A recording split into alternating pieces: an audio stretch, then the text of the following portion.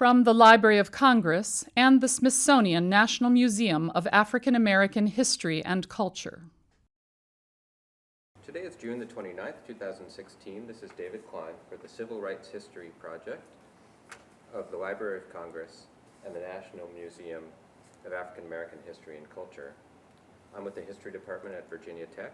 Behind the camera today we have John Bishop of Media Generation and UCLA and Guha Shankar from the Library of Congress.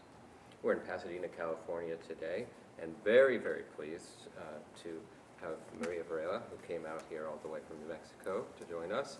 And this is the one time I'll coach you at all in our conversation, but if you could introduce yourself in a full sentence so we can use that later.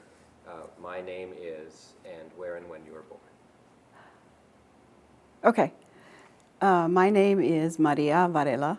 I was born January 1st in the middle of a blizzard, 1940, in a little town in Pennsylvania called Newell, Pennsylvania.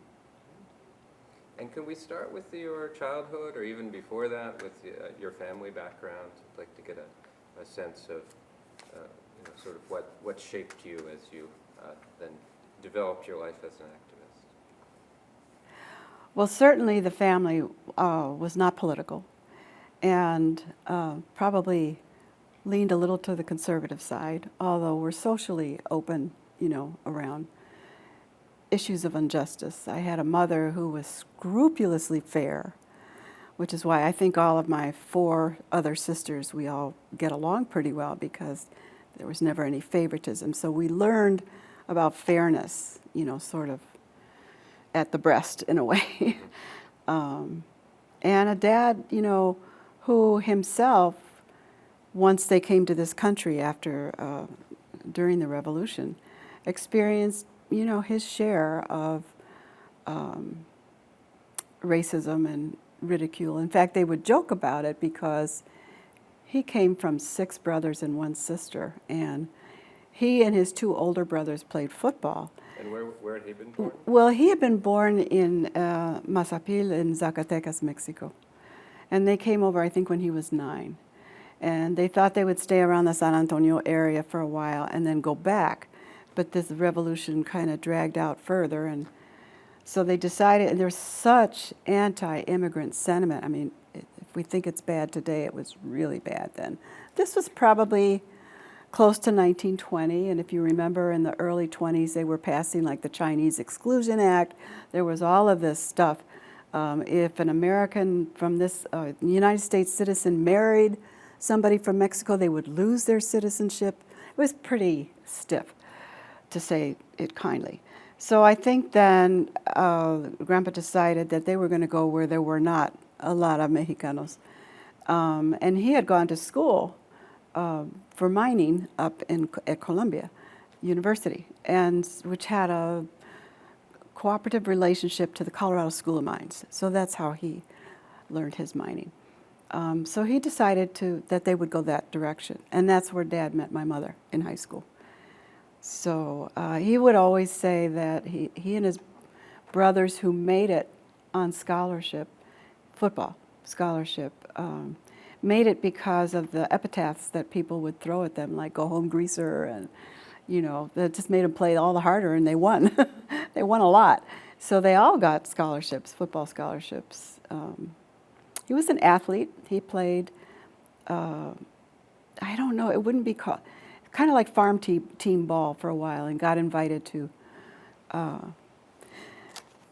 become whatever then was like full-time baseball player. Well, but turned it down. So the poor man had 5 girls who were not particularly athletic. He tried his best. He did, however, take me out of school to go hunting with him since I was the oldest daughter, and there was no older son. Oldest daughter had to stand in lieu, and so we did several hunting trips from about the time I was 11 on. He bought me my own shotgun, which I ended up then taking south at a certain point when I joined the movement. So you grew up with that, so that came in handy. Yeah. So can you tell me a little bit about your early schooling what that was like? We went to Catholic schools. The Catholic high school that I went to was called Terminal Education. Not that we were going to die when we graduated, but it was like we were trained. Actually, I got some very good training in shorthand and typing. I, had really good skills that way, because most of the women, young women, in that school didn't come from families who either envisioned or could pay for them to go to college. That was a different high school, and Dad couldn't really afford to put all of us into the more expensive high school that was more on a college track. And so we were on the kind of secretary till you find a good husband track. So I think Dad didn't really envision us going to college. He felt, what women do is get married and have children, and college is a waste. And he had been to college. He had been to college. But for women, that was not like the norm. And what happened, I think, was, and this is by the time we had moved several times. By this time we're in Chicago, and they have really good friends, and the father in this family dropped dead one day. He was like 45 years old, just dropped dead, leaving the widow with 5 children. And, looking at how was she going to support this family, because she didn't have a whole lot of marketable skills. And I think that changed my dad's mind, was that I think it was some kind of a watershed in his thinking about what would happen to us. So I was first born, and we were trundled off. I mean, he took me around to look at different colleges, and fortunately for me, I settled on a Franciscan school called Alverno in Milwaukee, which really was specifically designed for young women who either had one or two parents that had not had a college education. They were definitely about, taking blue-collar kids, from blue-collar families, and providing a college education. So it wasn't like the other snooty schools that we went to. I felt really uncomfortable in these other sort of more like finishing schools. Mm-hmm.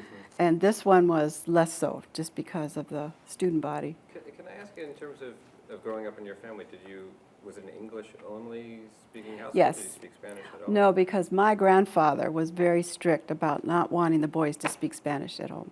He'd get physical with them if they did. I think part of that was, I don't think he was happy with the accent that he had. I'm just guessing, or I think he also didn't understand that you can perfectly manage 2 languages and be excellent in both. But I think he wanted them to be excellent in English. So he's very strong about that. And on your mother's side, was her heritage? She was Irish, basically Irish and German. Her father raised money for the IRA, which is probably where some of the DNA that came through, Coming from various places. Yes. Okay, so the Franciscan college that Yeah. where you went to. Yeah. It was a good, yeah. And I think what was very formative, and it's difficult to explain this, but there was an era in the Catholic Church when there was the sense that social engagement was the core of the religion and not the sort of collateral, well, if you want to, throw some money at the poor, do that. And so there was a movement called the Social Inquiry Movement, and it was within families, called the Christian Family Movement. It was in working people. It came out of the Belgian worker priest movement. This whole thing in Second World War, which was basically sort of upending the kind of church pyramid, where saying that lay people, were charged, and if the clergy didn't want to go along, well, too bad, because we need to be out there. Because conditions for workers were horrible, as you know, at the turn of the century, and of course there was an encyclical that kind of gave the charge, which is Leo XIII, which said society has to be restructured, for justice. The man didn't know what he was kind of, engaged in, and a lot of that the whole resistance movement that involved in France and Belgium and Germany, that involved Catholics working side by side with Jewish people and with atheists and with everything, really upended things in the church. And so one of the products of all of that was this sort of, you know what, you can't just tell people that they have to be engaged, you have to train people. It was a fantastic training where the social inquiry was, you tried to figure out what the problem was, and you did that by going out and asking the people affected by the problem. It wasn't go research it out of some book and have some academic tell you what the problem is. Go find it out, you know. Yeah, at that time, because we're looking at the 50s, 40s and 50s doing this. And then you were supposed to come back and say, okay, so let's reflect. How could this be remedied? What should this community look like so that this wouldn't happen anymore? And then we'd say, well, yeah, but do we know enough? And so then you'd go back out. It was like peeling an onion. After about 4 or 5, we'd have weekly meetings. You'd kind of begin to get to the core, and it was like, oh, wow, especially if you're in a Catholic college, because you're supposed to look at your milieu and what are barriers there to people, you know, loving each other, or to people not feeling ostracized or bullied, or to, you know, the nuns getting it wrong, you know, which those were always fun things to do. They didn't like that, but. Was there any influence from community? I'm thinking of Saul Alinsky, who worked, you know, with the Catholic This is churches, before. even before. Saul was working in the 50s, right? Yeah. He didn't design this. This came out of France Okay. and Belgium. In fact, he could have been influenced by it. Yeah. Okay, so we're talking about The young Christian students. the Yeah. Christian students. Yeah. So I was involved in that in high school because you were expected to belong to some group. So there's Sodality, which prayed the rosary a lot, which I just loathed. There was the young Christian students, which just seemed like more fun. And in the process of being more fun, you know, you learned this. And you never could leave a meeting without some kind of action, even if it was go get some more information. So it kind of was the opposite of what's often in young people's movements that especially start in educational circles, where there's a lot of theory and a lot of, you know, analyzing, but not a whole lot of action. Well, this didn't let you do that, which is why it was a brilliant method. I'm trying to get to the bottom of it. I've been doing so much research, and since I'm limited in not being able to read French, you know, which is where you see some of the roots of this, I'm just intrigued about how this came about. In any case, when I went to college, I discovered, being a homesick, you know, freshman, that they had a young Christian students there. So I thought, oh, I'm going to join. I know all about this. So I joined and was in it for 4 years. And the nice thing about the young Christian students was that their whole thrust was, you got to get out of the Catholic ghetto. You got to just not have this be a part of the National Catholic Students Organization.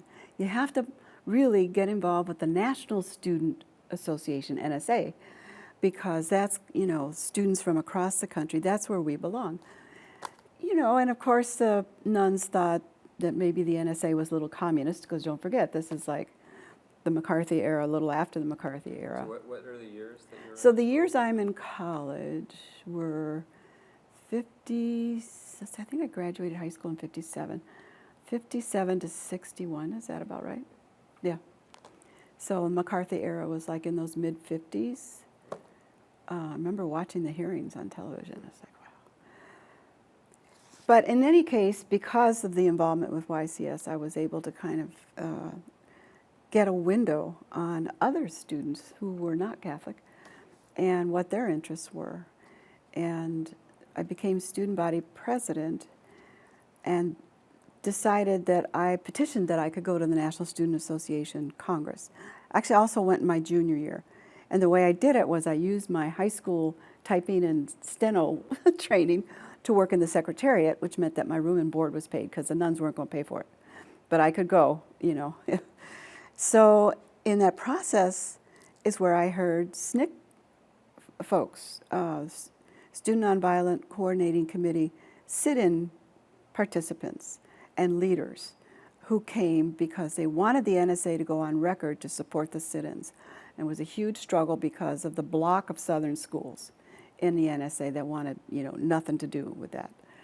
And I was blown away how articulate these folks that were like my age, and how they could just, every article, every argument that could, that came up, they were so, and they were very nice about it. I mean, they were really not hostile, I don't know the word to use, but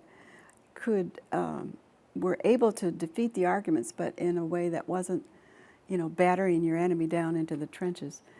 And so that was my first window to that. And then Do you remember any particular personalities? Chuck McDew was there. Yeah. Tim Jenkins was there a lot. He had some relationship to NSA. He was very articulate, as was Chuck. And John Lewis may have come. I'm really not sure about that. So I had been to 2 before I graduated. Also met, I don't know if I met Tom Hayden by then. I did. I met Tom Hayden at the National, because he was trying to do this liberal caucus that evolved into eventually SDS. Because I remember, I don't know how, the interesting thing about this age is that it's really, it's community organizing. It's really all relationships. And it's sometimes even mysterious how they happen. Because here am I from this little podunk school in Milwaukee, Wisconsin, with absolutely no background. Never read C. Wright Mills, never read Marx, didn't have a clue what they were talking about, But somehow, through relationships, I ended up attending their caucus. Did you meet Connie Curry at that time too? Later. Oh, later. Okay. I don't remember specifically, but I could have. I did a lot of work in the Secretariat. Maybe this is what it was. I've worked in the Secretariat, which meant if that Liberal Caucus wanted to bring some kind of resolution through that they wanted the body to pass, well, it would come through me or others. There were 3 or 4 of us. So you knew everything that was going on? Well, they'd come and ask me, yeah. And so I got my feet wet in a world that I really didn't understand very much. But I liked the people very much. I liked their values. I liked the way they would stand up for things. So that's kind of how it gets started, So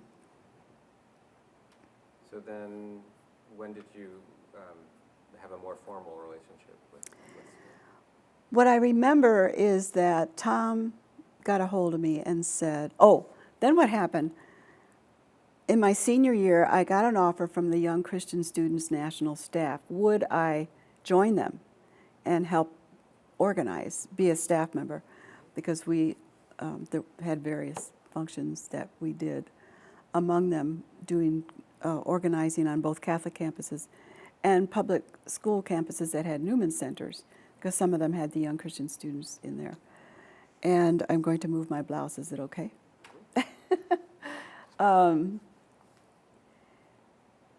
so I did have, one of my advisors had gotten me a fellowship at Marquette in speech therapy, because she suggested to me that that's what I should do. I had no clue what that was about, and I thought, well, I guess I got to do something with my college education. And speech was my major. Although I did act, I was also an actor. But so I kind of just said, okay. So she had me apply for it, and I got accepted. And then this offer came from the Young Christian Students, and she said to me, you can postpone it for a year. So that's what happened. I accepted the offer for the Young Christian Students, went to Chicago where their headquarters were, lived in rat-infested apartments on the west side because there was no money. We got $7 a week room and board. I mean, we truly lived like Catholic worker, kind of communities.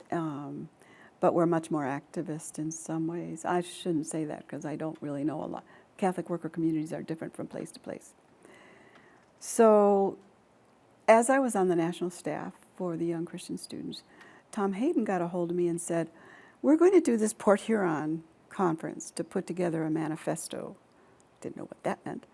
And we're trying to be, he didn't use the word, but he meant ecumenical about it.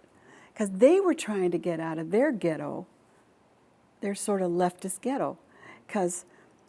And the other interesting thing about this era is that student organizations were almost always attached to adult organizations. Students weren't thought of as competent enough, or that age group, to do their own thing, which is why SNCC was such an incredible accomplishment, because the NAACP and the SCLC wanted to appendage them, and the students said no. And it's like Diane Nash said, we brought the town of, Nashville to their knees. Why do we need adult overseers, And I think the SDS then, sort of took note, because they were involved in the different alphabets on the left. They were red diaper babies, essentially, which meant that they were, just raised up in this kind of left enclave, often from Eastern European sort of families. But there was some of them had a faith-based activist background as well, and that's definitely true. That's what I found out when we went to Port Huron. Jump ahead. Yeah, no, that's exactly right. I only remember that because Tom asked me to meet him in New York. I was back east, and he said, me and Al Haber want to talk to you. Can you come? And we met at some place in New York. I think it was the Oyster Bar or something. And he said, this is what we want to do. And we'd like to invite YCS to be a part of this. And I thought, wow, that's pretty amazing. Well, earlier that day, he and Al had taken me to their little office.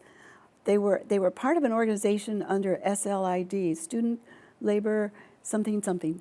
And I was in this building, I think it was the Lower East Side, and you had these little cubby holes with glass doors, and there were all these names of like old left, somebody, Albanians for whatever, kind of. And it's like, I thought, God, this is a whole different world, I knew nothing about this world. But anyway, so I said, I'll take it back to the team and see what they say. And then, so I did go to Port Huron. And there I met Casey Hayden. And I met other SNCC folks, including Tim Jenkins. Got to spend more time then with them than at an NSA meeting. Spent a week in Port Huron, just about. And so that was it. I helped Casey. I actually have the original minutes of the Port Huron conference that I typed on. I just found those. Then about 3 months later, I get this letter from Casey saying, we really need help here in the office. I guess things were just blowing up. This is 1960, the end of 62. They had basically all this campus presence. There were all these sit-ins happening. There were all these affiliations that groups were. There were people, I think, in that era, they were making the decision to field full-time field workers. People would leave school, as Julian said, just for 5 years. We're going to do this. We'll get this job done in 5 years. And that created a lot of work at the office. And Casey remembered my great St. Louis Academy skills and said, would I come down and work? Now, had you been involved in the Port Huron statement Yeah. at all? Yeah.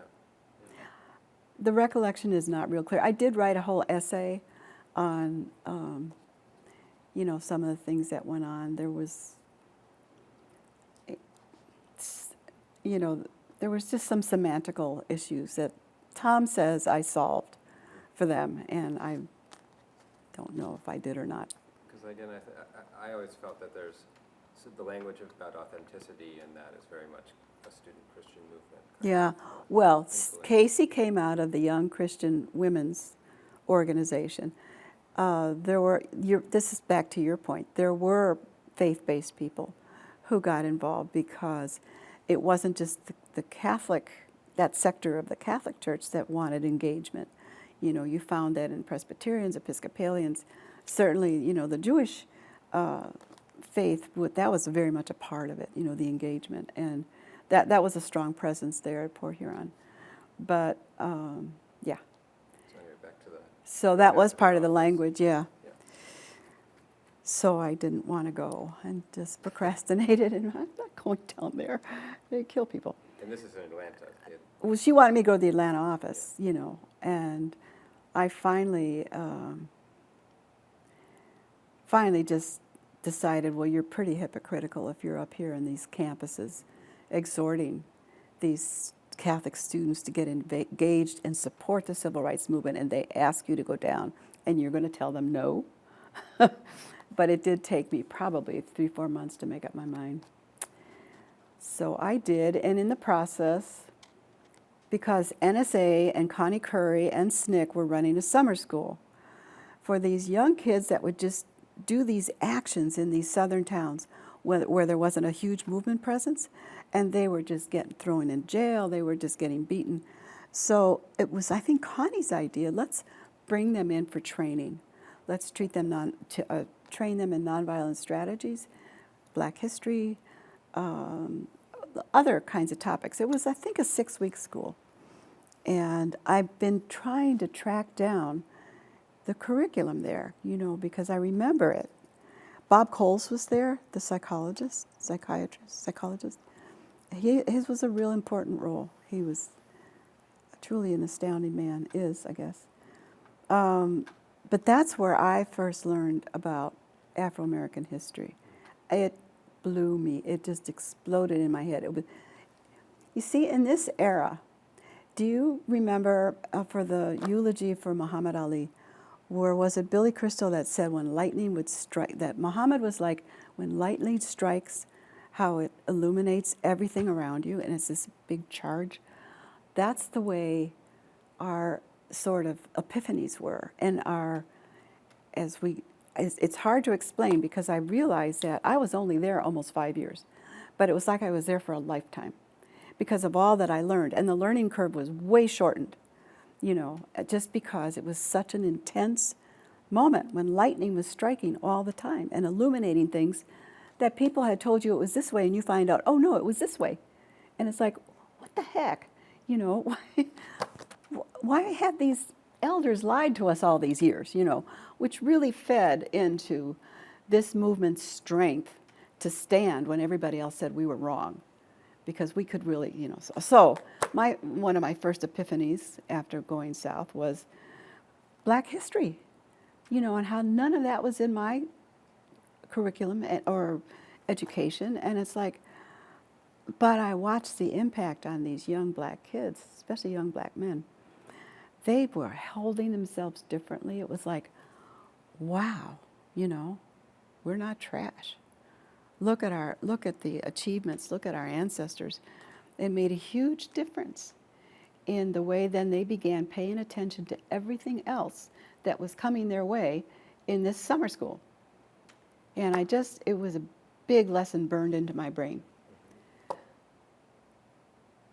So I was sitting in the cafeteria one day, and Frank Smith, who was a SNCC full-time staff worker, I can't remember where Frank was from, because I watched Frank drive in to the campus, and he had this old beat-up Ford station wagon, and it was like a bunch of straw in it, and I like, God, the guy drove through hay fields to get here, and he wore this battered old cowboy hat, and we sat down and had lunch together, and so he asked me about me and where I came from, and I told him, I told him about young Christian students, and he had this funny look on his face, and I thought, ooh, what's that about? So it was either that day or the next day, Bernard Lafayette had come in, who also had worked Selma, but broke his leg and had to get out of there because they beat him terribly. So Bernard and Frank had lunch with me and said, what would you think about going to Selma? I'm like going, are these guys nuts? It's like, I just kind of looked, in my sort of deer in the headlight expression. And they said, and this is why. And they explained that there is he's French-Canadian, Father Maurice Oulet. Oulet is the way you would say it. And he's the pastor of St. Elizabeth's, which was an Afro-American Catholic church, of which there were very few across the South. But Selma had a long tradition. The Edmondites, which is an order, had a hospital there. See, they were it was interesting because they created jobs for Black people in the hospitals, in the whole fundraising apparatus, just employed nothing but people from the Black community. So it was both, creating sort of industry, and he had a school. They had a Catholic school. Anyway, he was a very strong supporter of the movement, and could be because he didn't work for any white people. He did have a bishop that was not a supporter of the movement at all, but he was in Montgomery. And Father really wanted to have some literacy training, he felt, because then people could take that 21 question voter registration test. It's a ridiculous test. And quite honestly, there really wasn't any hope for, even if you could read, they had the option to ask you these crazy questions at the end, and they could say, no, you're wrong, sorry, and then you just failed the test. But in any case, I think our thinking was we could do a class action lawsuit of some sort if there were just enough people who were readers. So he asked me what I do. I knew nothing about adult literacy. How do adults learn to read? Whatever. But that's what they wanted me to do. They said, here's the deal. We need you to go to Selma to support this man because he's very important to the Selma movement. And because you're Catholic and you can, support him, that'll keep him strong. And then do whatever he wants you to do, So, and also I think Worth Long was on the SNCC staff, and Worth wanted a literacy. There was a lot of this thinking through SNCC at this point in '63 about literacy training, and we had to learn a whole lot about that. So yeah, I said, I guess I'll go. Especially what happened was they said, well, just take a trip out there and meet him. And I really liked him immediately. He was just such a neat person. And, had come out of his own, French Canadians weren't always well regarded. And he had that kind of family DNA, I suppose you say. So he was very strong, but not in like a really paternalistic way at all. It was just, that way. So I ended up in Selma. Can I ask you about your own self-identity at that time in terms of your heritage and your ethnic background and sort of what you were thinking about your own background? I was imagining you being immersed in African American history, and wondering if that sort of put off some sparks of inquiry for yourself. Yeah, it's hard to say because we didn't grow up. We moved so much, we didn't grow up in a Mexican community. And of course, there wasn't Spanish spoken in our house. My dad was very proud of his heritage, and as oldest daughter, that was a heritage that I myself sort of internalized and felt strongly about. But didn't have any. I had mentioned it a couple times when I was growing up in school and got really slapped down by one nun in particular who said, we're all American here. Because I said to my seatmate, I'm Mexican. And she heard me. She comes walking down the aisle. She scared the crap out of me. That's something I didn't forget for a long time. A little PTSD there. And she just was like, no, we are all American here. I'm like, oh, God. What's wrong with being Mexican? Oh, I guess there's something wrong with being Mexican. It's like, so I'm starting to internalize this and like, well, I don't really care what you think, but this is what I am, but I'm not going to say anything. So I never said anything. You just learned that lesson, So yes, learning Black history, then you're beginning to think, oh, what else don't I know? I wasn't there yet, but that certainly did end up sparking that a couple years later. All right, so Selma. Well, the pressure in Selma was, I really realized I knew nothing about how adults learn. What Father said was, here's a lady, Mrs. Caffey, she really wants to learn to read. Let me tell her that you'll come and teach her a couple times a week. And she wanted to learn to read the Bible. The difficulty was, as we would start, she already knew that, but I couldn't tell if it's because she had memorized the Bible or she actually could read it. And I was beginning to watch, and of course we learned this in YCS, you watch, it's observe, judge, and act. Observe, reflect, and act. So I'm watching, and I'm thinking, she knows some of these words, and big words, and she knows what they mean. But she doesn't think she can read.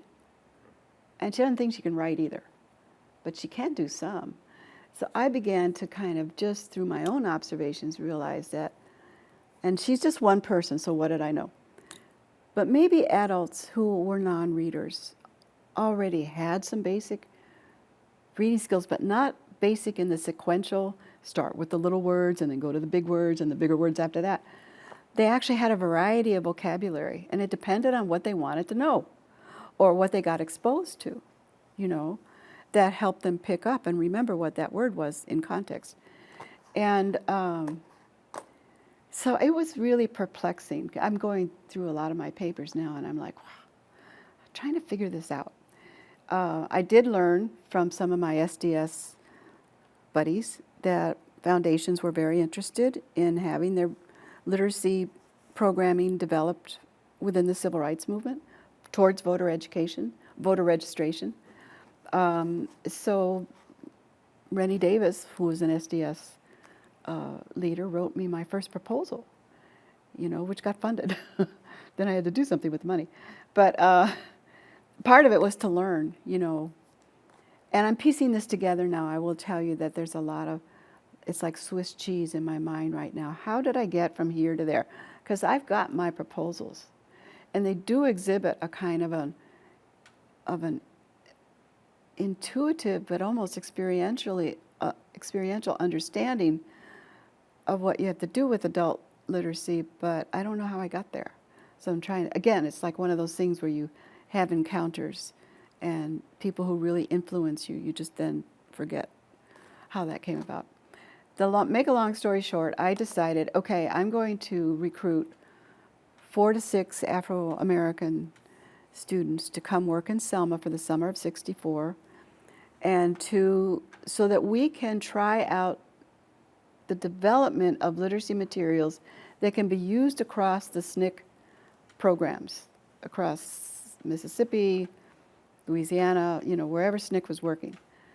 And I got the money for it. And then Ruby Doris Robinson in the Atlanta SNCC office said to me, oh, you know, Bob Moses is planning this summer program in Mississippi.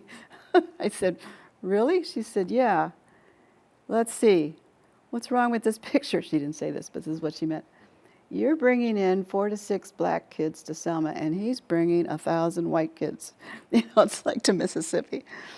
We had some real issues about that program. So, in any case. Do you remember what some of your thoughts were? Oh yeah, I thought it was a horrible idea. I knew what I had to go through to just get 4 students trained so they wouldn't get themselves killed, and these are black students, you know, and to figure out how they could be effective, because, you know, students are very oriented towards class deadlines and, you know, homework deadlines, and their time is constrained, and then you bring them into Selma and say, okay, let's work.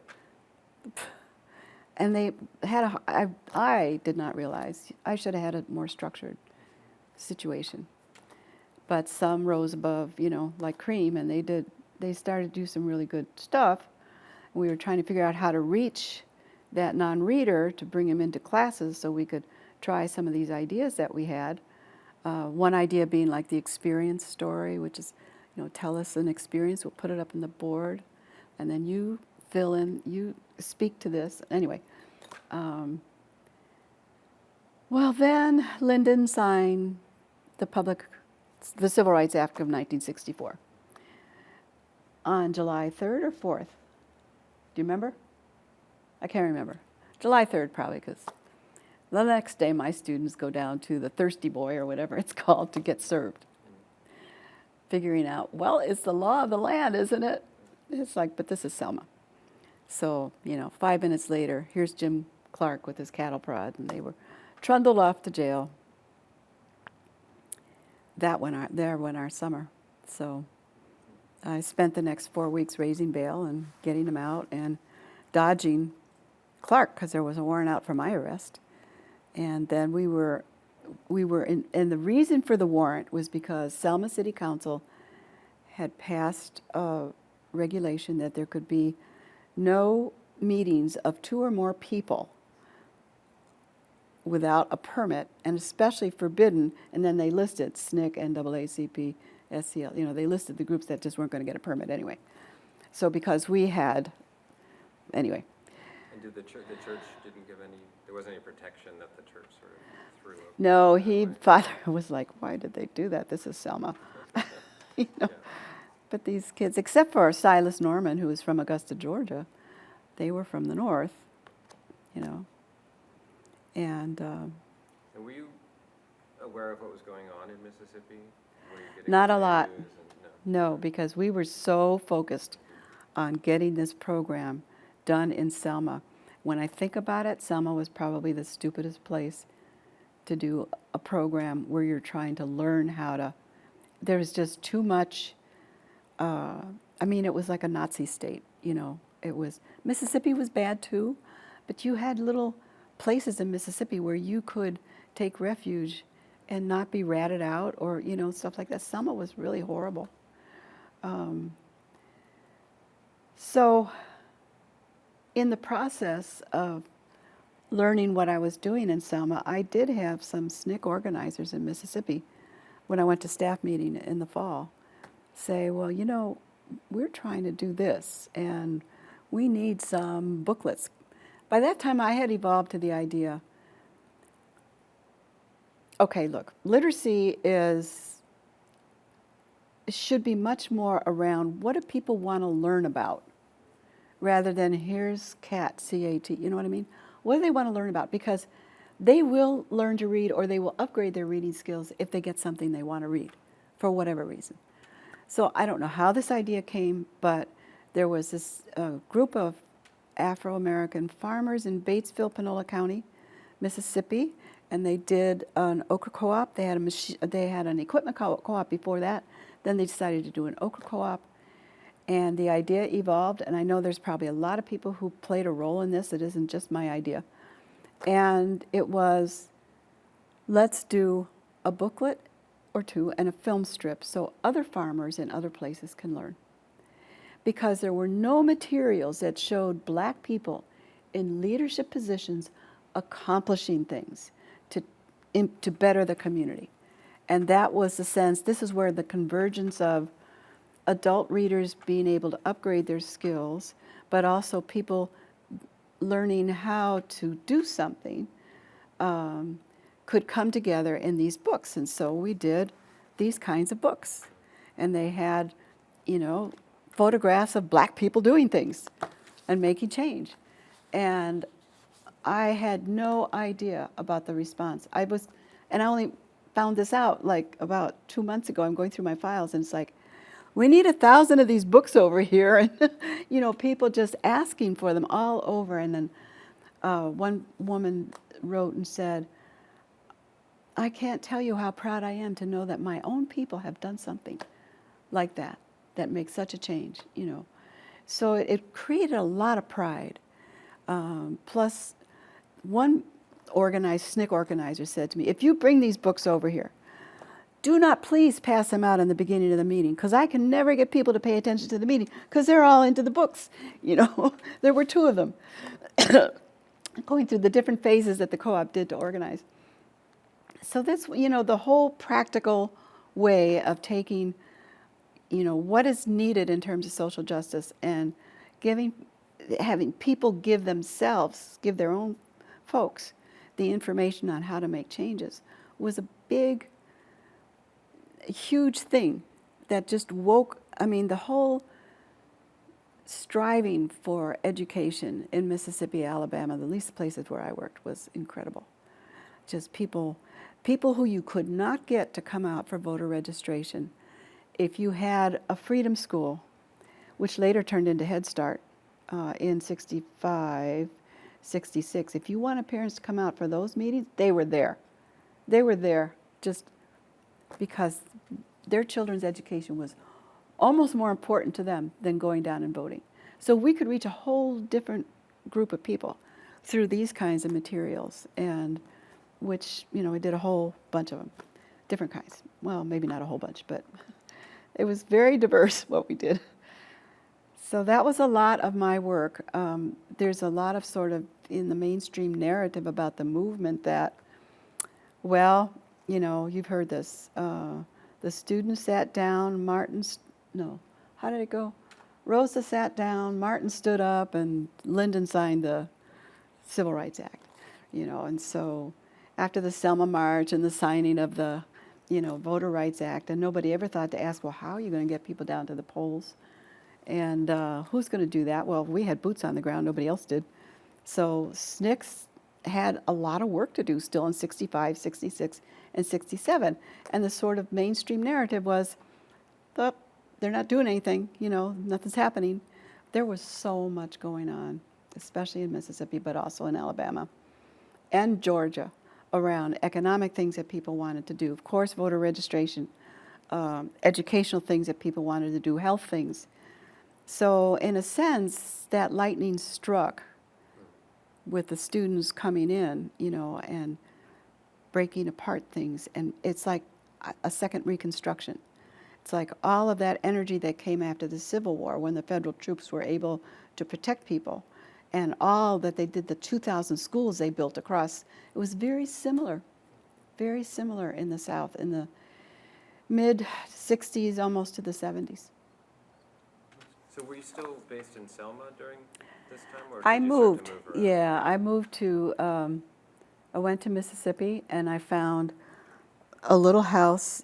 There's Tougaloo College, and then across the state road there was Tougaloo Village, where people who worked at the college lived, little shotgun shacks. So I had inherited a house that I took over from some other people had come down the summer of '64, and so I took over the rent of that house. And then Bobby Fletcher and I built a darkroom, because in order to do these books, if we wanted to show black people doing things, well, we had to take those pictures, because there weren't any kind of general photography files anywhere that would show that. And so I kept begging Bobby, well, come with me to Batesville and take these pictures for my books. Finally, he said, why don't you just do it yourself? And I said, because I don't know how to work a camera. So that's when he told me that there was a man named Matt Herron, who was a commercial photographer, and he lived in New Orleans, and he was really an ally of SNCC, as several were, and that he said he would take any SNCC person and have them come stay with him and Janine for a week, and he would teach them to shoot and develop film and print. And so I thought, well, I guess I'm going to have to do that, because if I can't get Fletcher to help me with these books, they're not going to happen. So I had some grant money as a part. That's all these, that continued. The foundations that supported me, there were 2 or 3, and they kind of continued their support of the work because they saw stuff coming out of it. So I went and spent, this would have been the late winter of '65. I spent in New Orleans, spent a week, and learned to shoot to print, which was Matt's approach. Matt was taught by a person who was a student of Ansel Adams, so there was this whole, so it's like this black and white documentary photography. We learned the grayscale. It really wasn't just pick up your thing. It was like, here's how you compose. It was like, move yourself to get a good frame shot. You don't just stand there. And I was truly blessed to have that kind of, even though it was just a week, but it's like everything else that happened to us. It was so intense. It was such an intense week. And of course, I did some pretty crappy work after that, because we only learned available light photography. So was constant, and we had no automatic anything. So I had to learn the hard way. Some really thin negatives and some very thick negatives is what I ended up in the beginning. But that's when I started, the photography part of it. And part of our responsibility as SNCC photographers was to cover any events, because the sense was cameras were an extra eye on a situation and might protect the marchers. So I did cover the Meredith March. I have a number of negatives on Meredith March, and I actually found that I really liked photography. But it wasn't the only thing I did. I didn't identify myself as a photographer. I am today, in some circles, identified as a photographer for SNCC, but I wasn't at the time, because I was doing it in service of these other whatever organizers, SNCC organizers needed in the communities, they would ask for help and we would produce something. So that's how the photography thing came about. But you were often there with a camera and in the middle of it. Yeah. Were there other female photographers?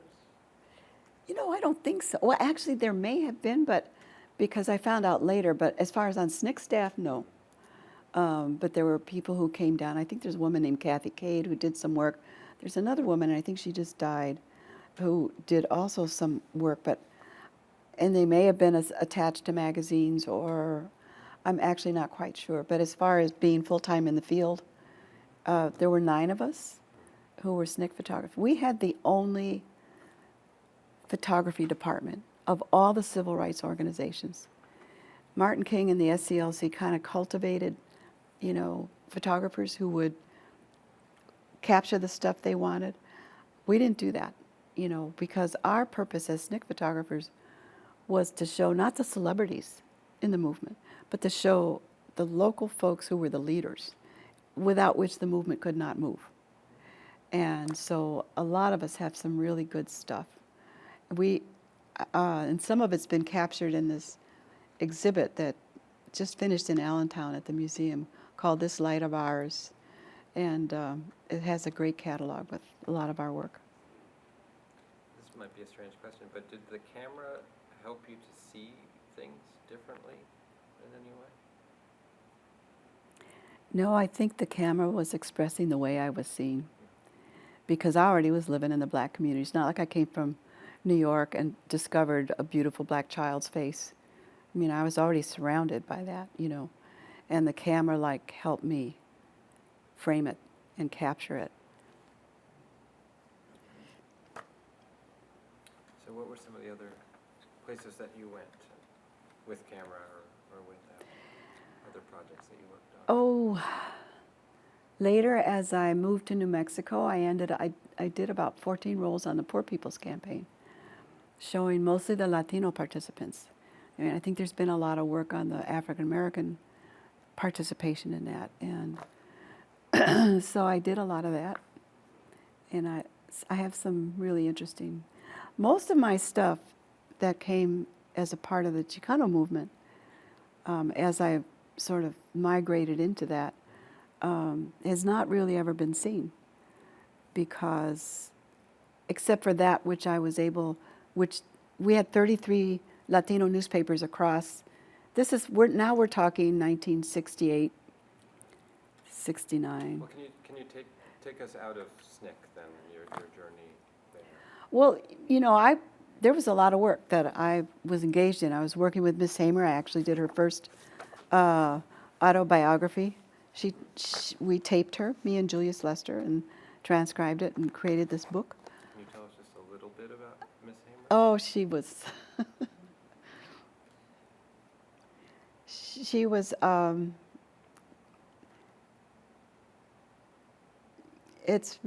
don't know. It's like I remember.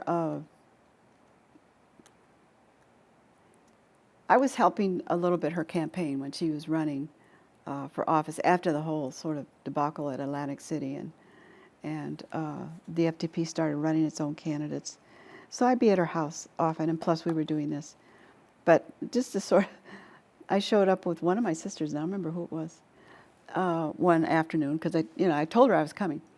And so she met me at the door, and she said, "Are any of you pregnant?" And I looked at my sister. "Are you pregnant?" I said, "No." "Are you sure?" I said, "Yeah."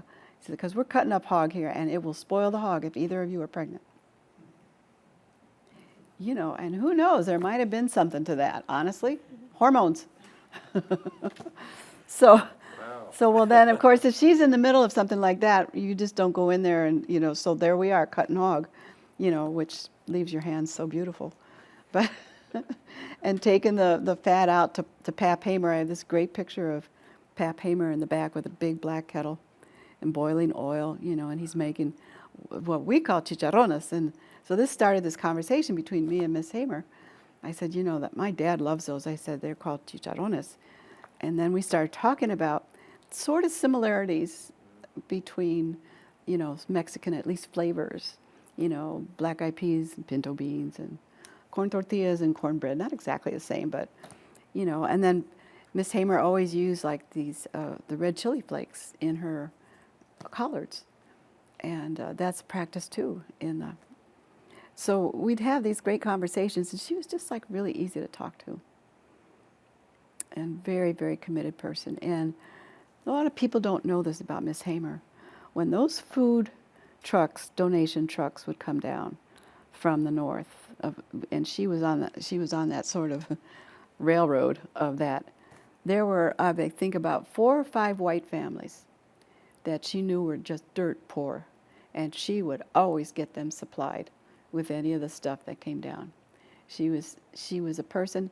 She didn't understand why we didn't want to have this project in '64 with all these white students come down. She didn't understand why SNCC folks had some SNCC folks had issues with that.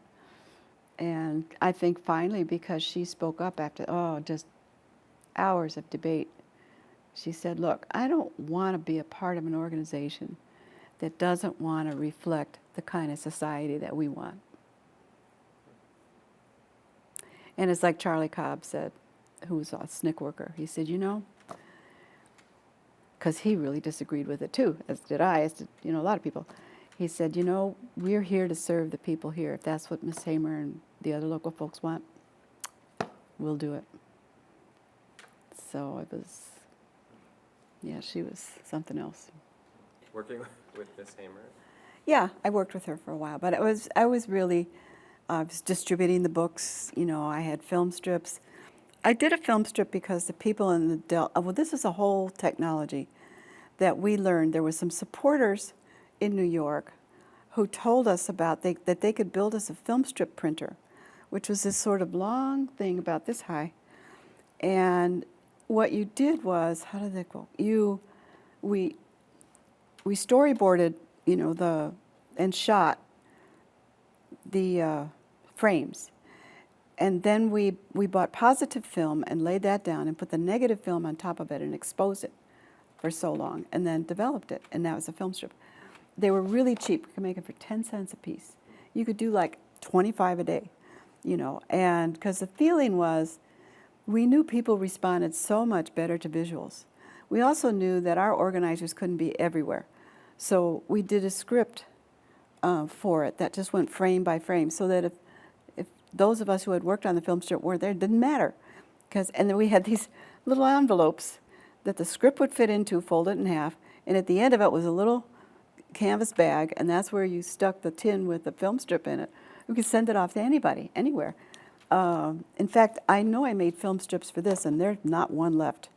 They just got nationally distributed through the co-op. What's it called? The co-op organization in Washington, D.C. I can't remember the name. Because there were so few materials showing people doing co-ops, and basically, anyway, so I did one at the request of the people trying to organize the Mississippi Freedom Labor Union.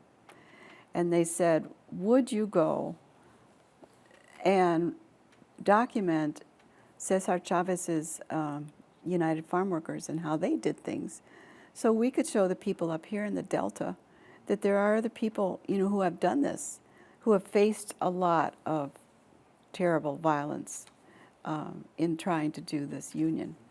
So I did. We had a couple of volunteers that worked for SNCC.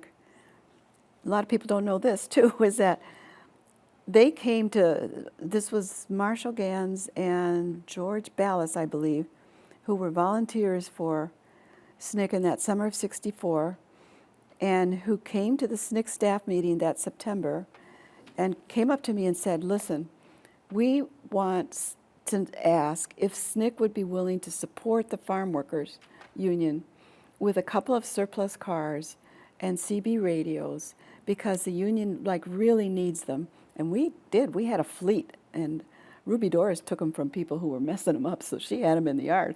So, and he said, so we want to put this proposal before the body, and would you support us? I said, yeah. So I supported it, and SNCC did. They sent over at least 2, maybe 3 Plymouth Valiants, and about 2, 3, maybe 5 CB radios. I'm not sure what else they sent over. So we were the first, SNCC was the first Afro-American civil rights organization, really, because Cesar had tried to get Martin involved, and that didn't go well. And so I knew about those 2 guys, so I called them up and I said, look, this is what people in Mississippi would like. So can I come over and shoot some frames? And George, who was a fantastic photographer who died, I think this year, he said, yeah, come, let's do this. So we shot together, and he already had some files. And so we put together a script in collaboration with the people at the farm workers to make sure I wasn't going to screw it up. And then George helped me with some photographs, and I did some of mine. What's George's last name? George Ballas. Yeah, he was a great photographer. He did the farm workers mainly, but he did for a while work on SNCC stuff. I think maybe just a summer or a year. So Father McKnight from Louisiana, northern Louisiana, he was an Afro-American Catholic priest, really believed in co-ops and really believed that the movement had to get involved in economic organizing. And so he pulled together a meeting of people who had been plantation workers who had been thrown off their plantation because they tried to vote and were living in tent cities, and just a variety of people. He just invited people down. And he asked me to come and to show the film strip of the Okra Co-op.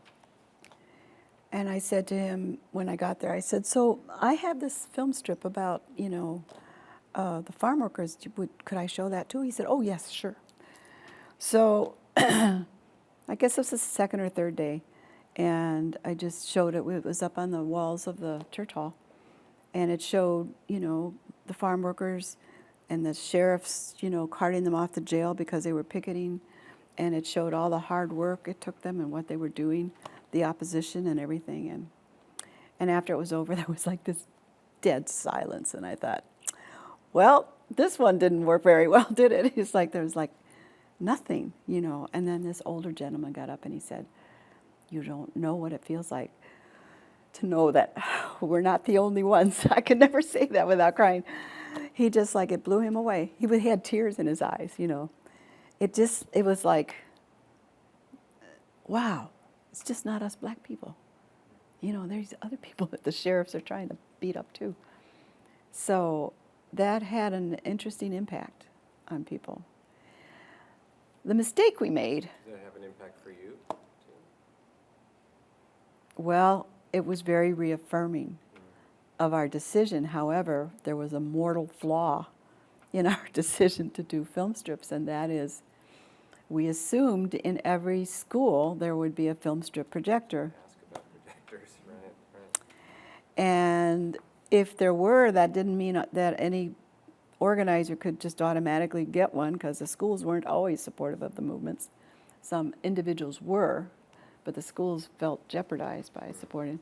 Or in the really poor black schools, there weren't any film strip projectors. So we made a decision, thinking how smart we were to use accessible technology that was cheap, never thinking it through totally. But they're there for the record, I guess. So how long did you continue to work with SNCC, and how did that? I worked till 60. It worked when this whole supposed decision that was taken in SNCC, which is really not a decision at all, that people who weren't black would be thrown out. That's not my experience. And however, I think that John Lewis was very hurt when he was not reelected chair, and he didn't like the ideology. Well, some of us didn't either, but there wasn't that much. It was so blown up in the media, and there were people. Anyway, I'm here to tell you today that narrative was inaccurate, because about 2 months, not even 2 months after that meeting, where Stokely was elected, and the decision was made that SNCC would be governed by an all-black executive committee, which it basically was anyway. From the beginning, any of us who weren't black and worked in SNCC accepted the fact that that was our leaders. Those were our leaders, you know. And so Stokely and Ruby Doris sent out this letter to all SNCC staff, said, you know, as we know, but they were personalized. And the letter to me said, we understand from the SNCC photo department that you're working with Ms. Hamer on her campaign. That's great. We want you to keep us informed. As you know, we made this decision about SNCC governance, and it's not for circulation, but we want you to have it. So basically, I never got thrown out of SNCC. And then the basic message was keep doing what you're doing. Yeah, but stay in touch. And then the next year, there's a SNCC staff list that's out. And it's like 2 Mexicans and about 5 white people on it. And there's 75 people on it.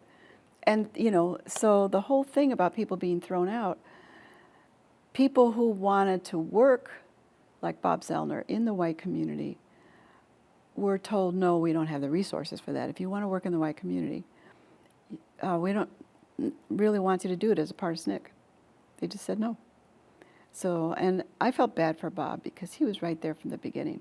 He really put his life on the line. And so that was a tough one for him because there were people like Bob and Casey Hayden and a number of other white Southerners who had felt they had grown up in SNCC since 60, 61, before I came. They really felt this sort of band of brothers. And they were.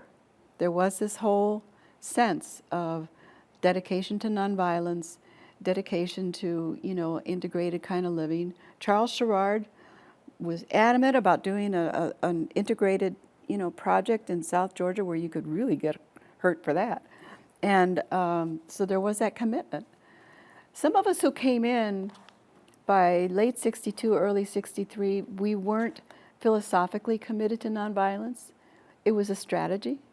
You know, I know I brought my gun down because I was going to defend myself. So I had, you know, I was not part of, and there really weren't a huge amount of SNCC people that were philosophically nonviolent. Most of us were tactically nonviolent. And yes, this is like, we were brothers and sisters, but it's like, I don't know, it's something after Atlantic City, after the 3 civil rights workers got murdered, we had so much anger against a system that just basically couldn't see what was going on. And I felt so clearly after, you know, working with, you know, the Black history stuff, as I mentioned before, and seeing how that affected people's identity, you just had to do that. Basically say we control our organization and how important it was. So what happened then was that there were some folks who were so upset with the decision, they went to different foundations, and basically my support got cut off, you know, because I wouldn't repudiate. I mean, that was the first question when I walk into a foundation office was, do you support Stokely do you support Black Power? And I'd say yes, and I explain why, you know, and it was like I wasn't being heard.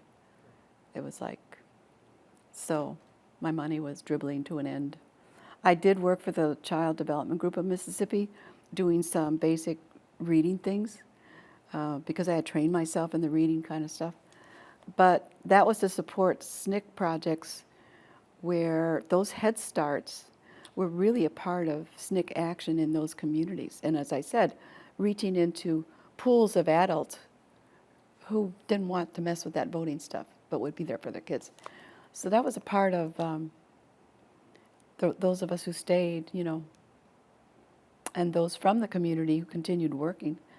I don't know how some folks did that, but they just kept on working. And they didn't have any support from the SNCC office, you know, because money was really, you know, coming to an end. So then, You mentioned one other Mexican American on the list. Can you talk? Elizabeth Betita. Mm-hmm. Betita Martinez. Yeah, she ran the New York office. People would kind of like to lump us together a lot, but we had such totally different functions. She was so good at what she did. She ran the New York office. She developed this whole network of supporters. She found not just money supporters, but she found people who could help us with that film strip maker. She was just a genius at it. And so I worked in the field. I never worked in any office. I basically worked with communities. But yeah, there's just the two of us. There was a young woman down in Laurel, Mississippi that came from California, Mexicana. And I don't remember her name, but she didn't stay after about it was badly run project, and she basically felt ostracized. So that was it for Latino participation, really. So after the money dried up, basically. Well, what's happening was I did have money enough to finish up, and I was going to finish whatever I had started.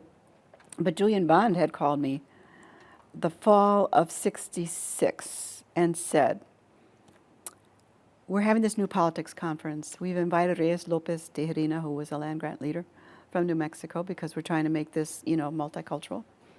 And we don't know if the man speaks any English, or we just want him to feel comfortable. Would you please come, and be like a hostess or whatever.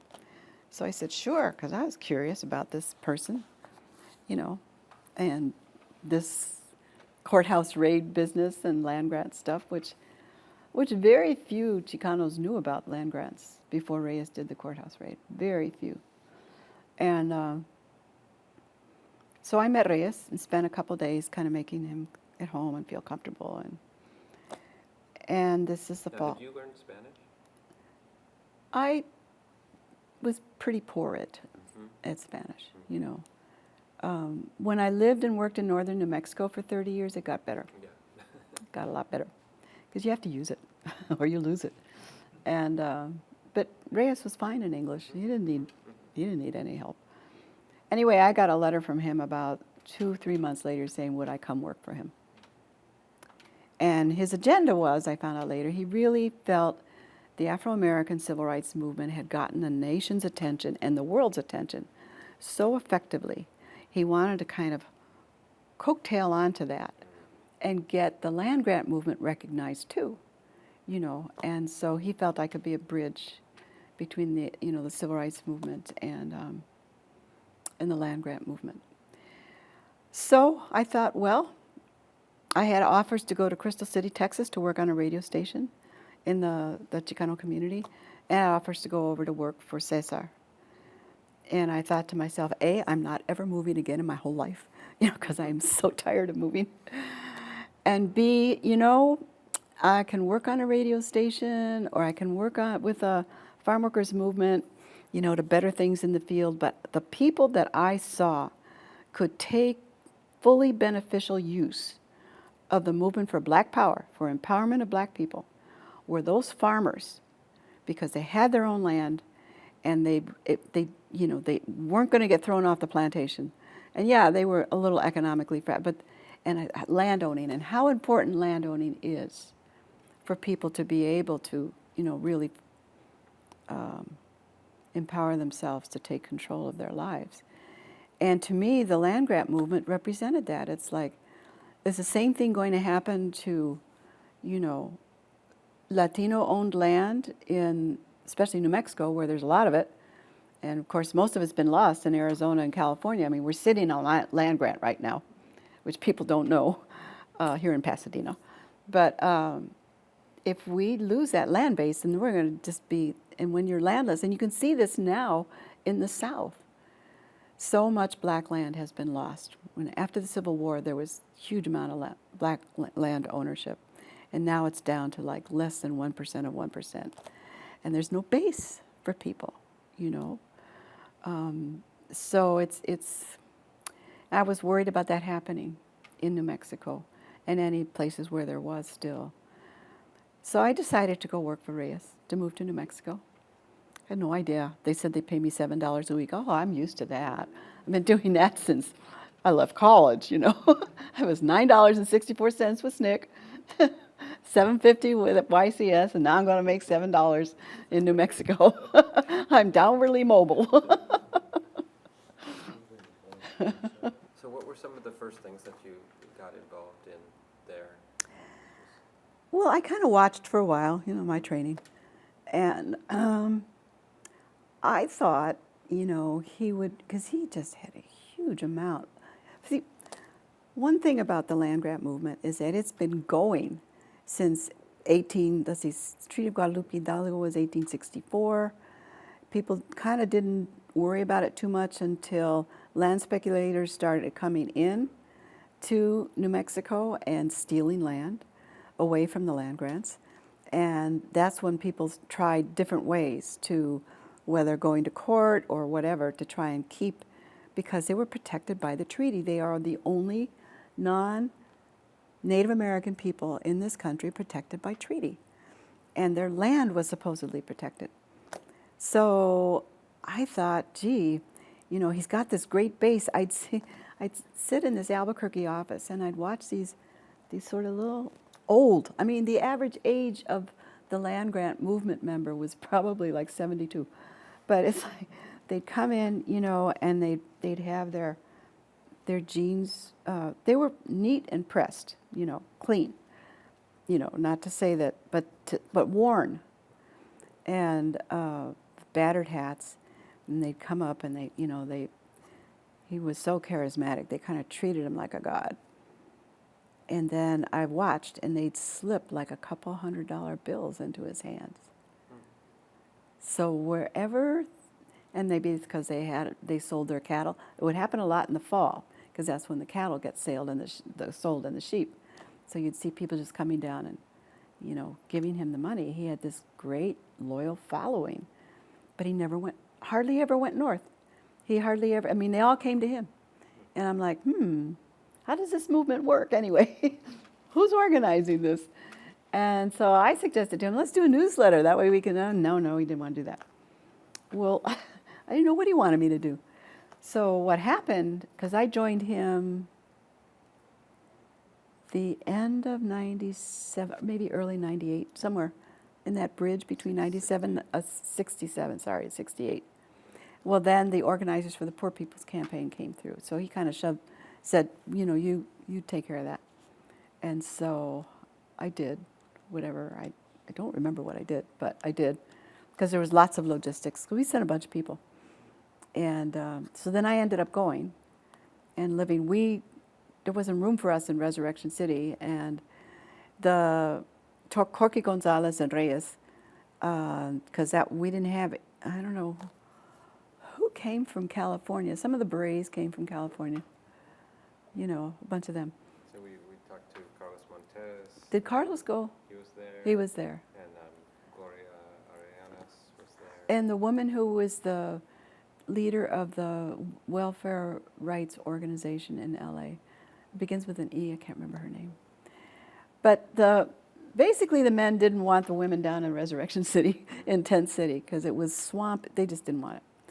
So somebody had scored us a whole school, and they got us bunk beds. So, you know, and then we had communal meals together. So that was quite an interesting experience for me. I don't know how the SCLC folks did it, because, you know, Martin had just been assassinated, and they're trying to organize this. It's something that Martin wanted to do. I think he was really on the right track in terms of how you begin. I mean, it's something that Malcolm X understood too, how you begin to build sort of multicultural coalitions. And isn't it interesting, both of those men got cut down as they are involved in that.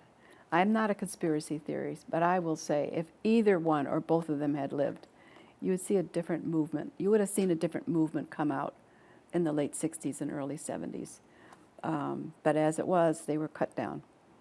And you just could look at the SCLC people, and I don't know how they put one foot in front of another. You know, they wanted to do it, they were passionate about it, but they basically run roughshod over the rest of us. They made the decisions. This is their crusade for their man, their martyr, you know, and I guess in a way we should be happy we're along on it. Well, of course, you know, Chicanos, we don't put up with that shit. So we just went and did our own actions, you know. We went to State Department to talk about the treaty, went to the Department of Education to talk about racism in education, went to the Department of Justice to talk about police brutality, had our own marches, you know, and then the Puerto Ricans who were so, they were really very great in deciding, okay, this is funny the way it's going. And they had probably planned to do this anyway, so they had a whole big fiesta one day where they had food, dance, music, and then we all went across the bridge to Arlington to Robert Kennedy's grave.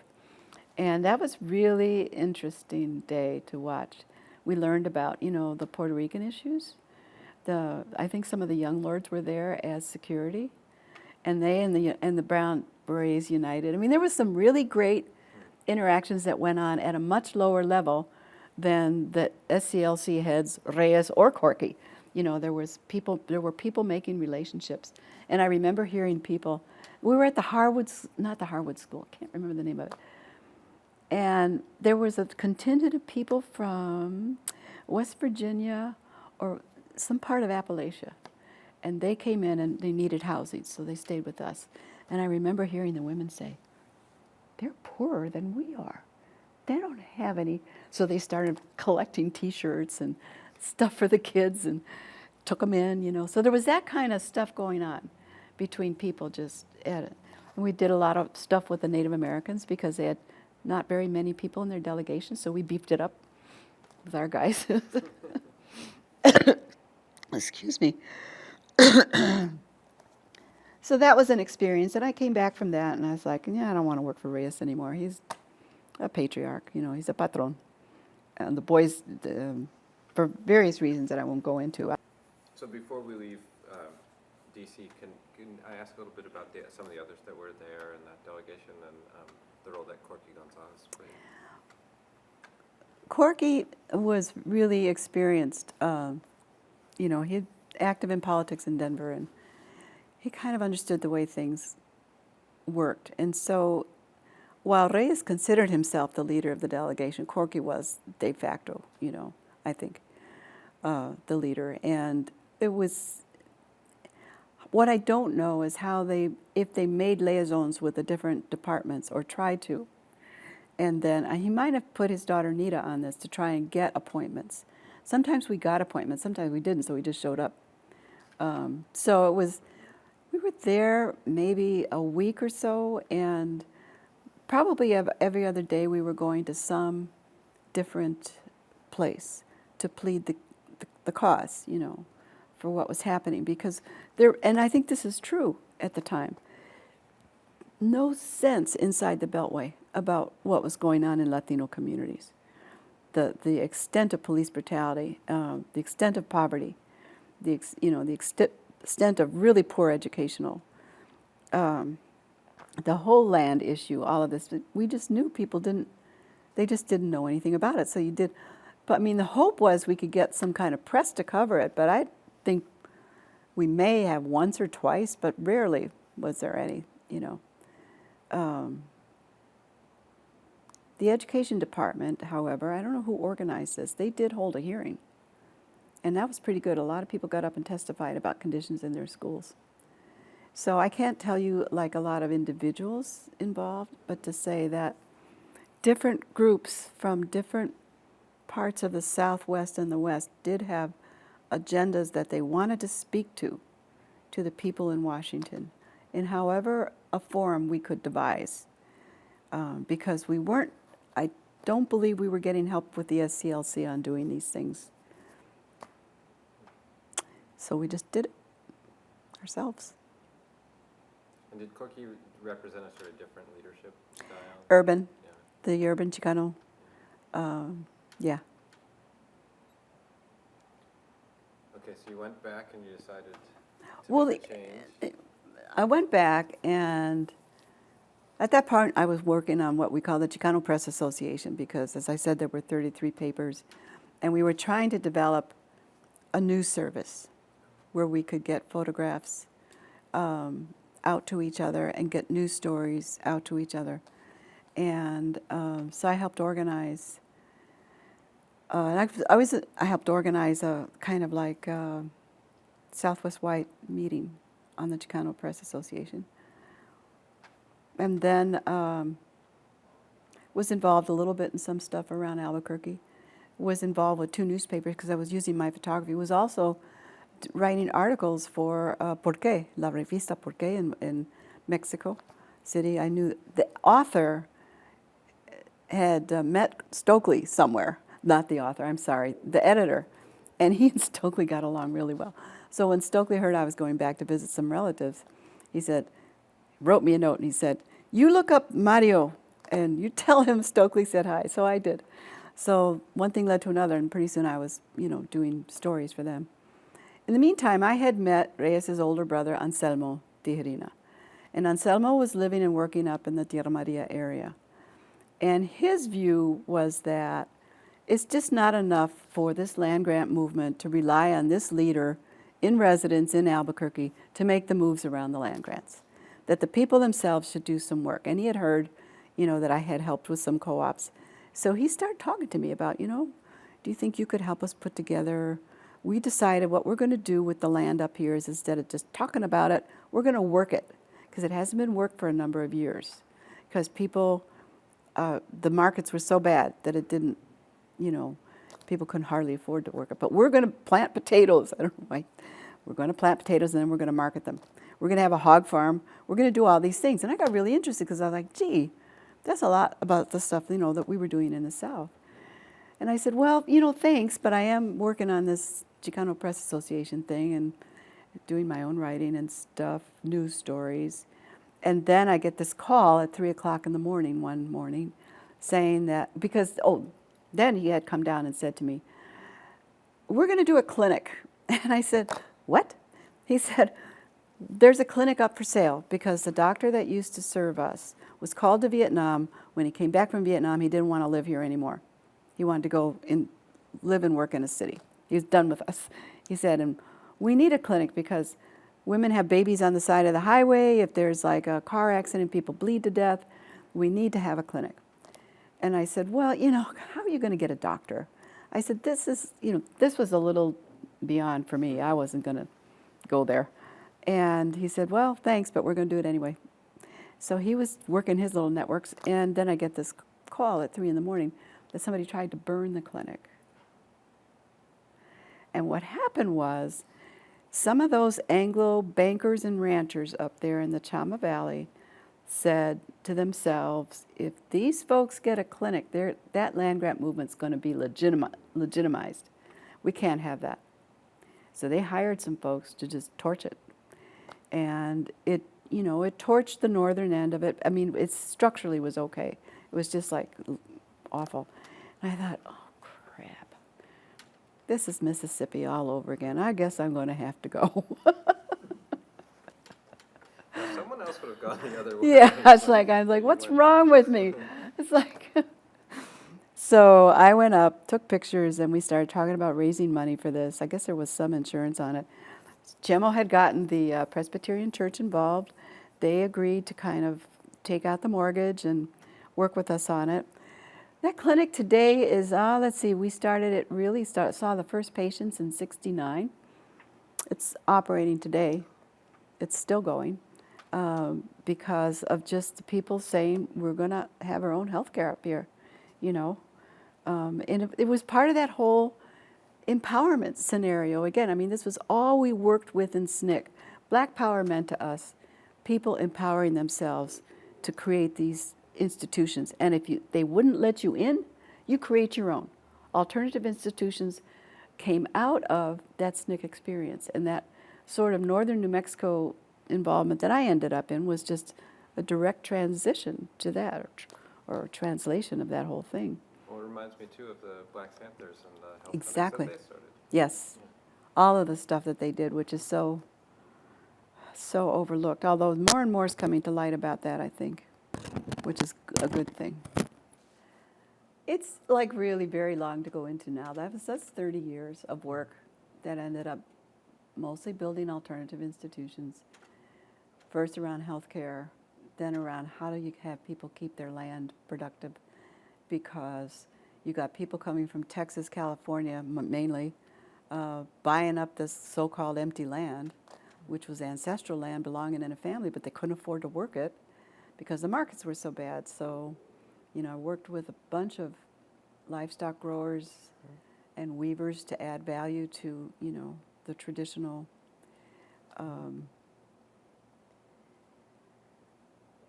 sheep that were grown there for years and years, till the United States Department of Agriculture said they were unimproved and terrible sheep, get rid of them, which made people even poorer after they did that, So, the outcome of that is that we did manage to preserve this nearly extinct breed of sheep that both the Navajo weavers and the Chicano, the Hispanic weavers, depend on. Managed to create 4 or 5 businesses out of either the meat or the wool or whatever. And in a sense, it's a model for how, people can work, but it also is a model that says if this country is not going to help people invest in the research and development of both products and services that could be used, to revitalize economies, important rural economies that have a cultural base to them. So you can do the model, but boy, you have to just catch that brass ring of funding, and when it's gone, and there you are. Your businesses, we do have 2 businesses that came out of that are still operating, out of the 5 that we started. Actually 3, I'm sorry. 3 out of the 5 and they're where they should be. They're housed with, the individuals that basically the businesses would benefit. But I learned a lot about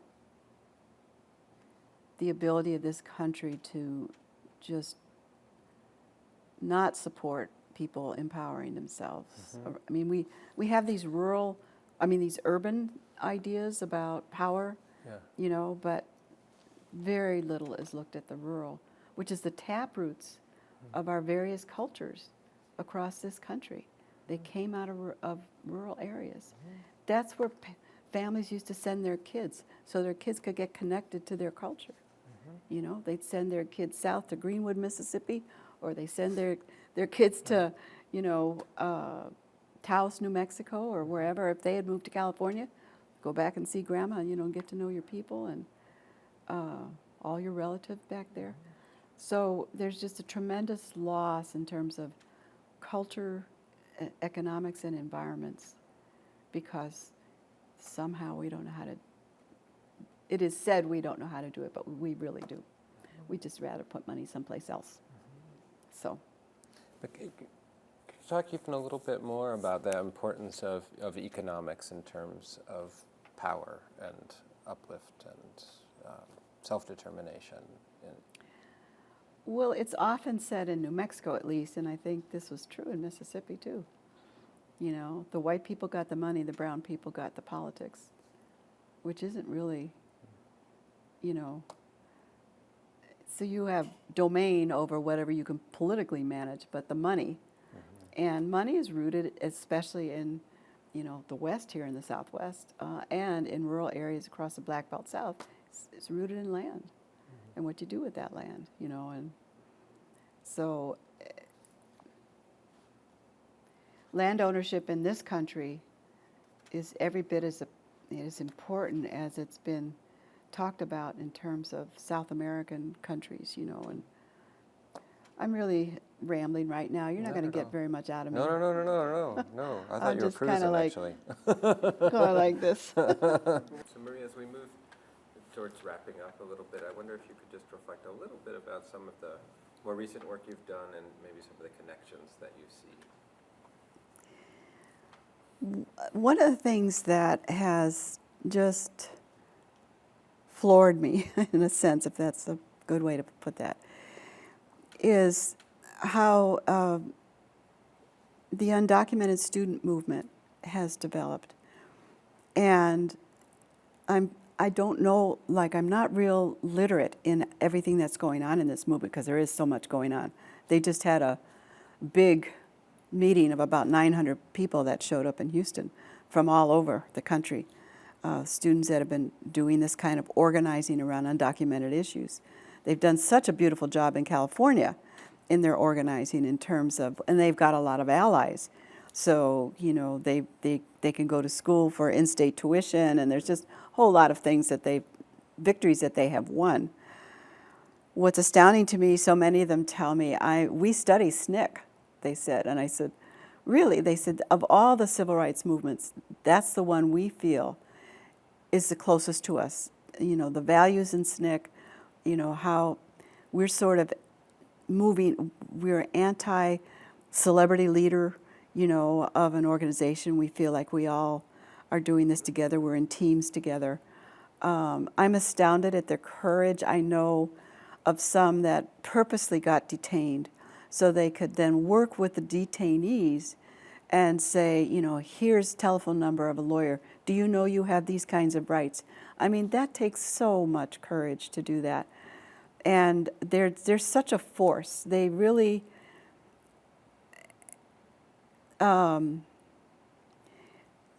their movement is just, they went through kind of what we went through. You know, there was this time in the early sit-ins where it was about getting a hamburger.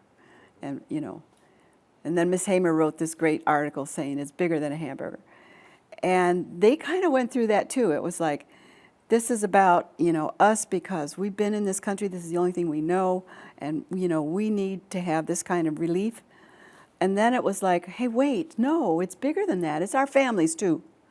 You know, and they need to be included in this. And then they moved wider, which was a big, courageous move because they did have some successes, you know, at making it around young people who wanted an education so that they could, you know, contribute to this country and to their families' lives.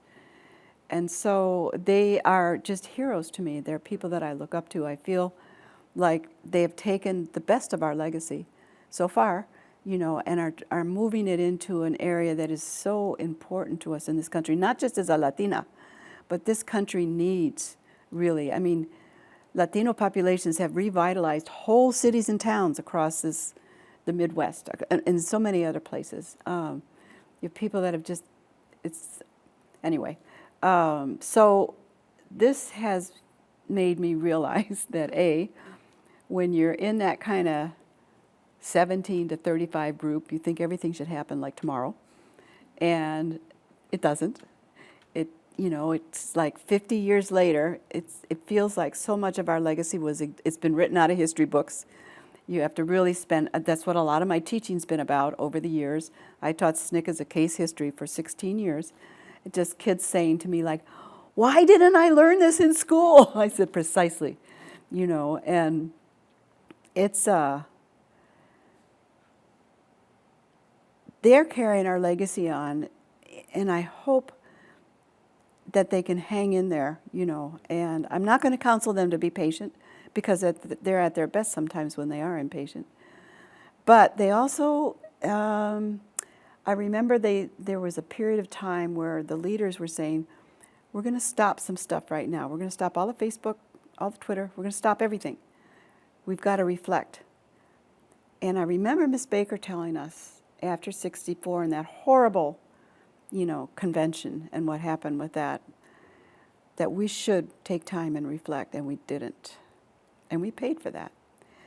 And they went through this kind of thing where they worked so successfully in Congress to get the DACA, and I'm not explaining it very well, but it's relief for undocumented kids that were born here or came here at the age of 2 or 3, and they would not be couldn't get deported if they did certain things, served in the military, finished their college. There was certain kinds of things, and then they could be on a road to citizenship. And they just about got it through, and it didn't get all the way through. And they went through that same setback that we did in 1964 when we were trying to get the Mississippi Freedom Democratic Party. You know, but I think they've done a better job at, we're going to regroup now.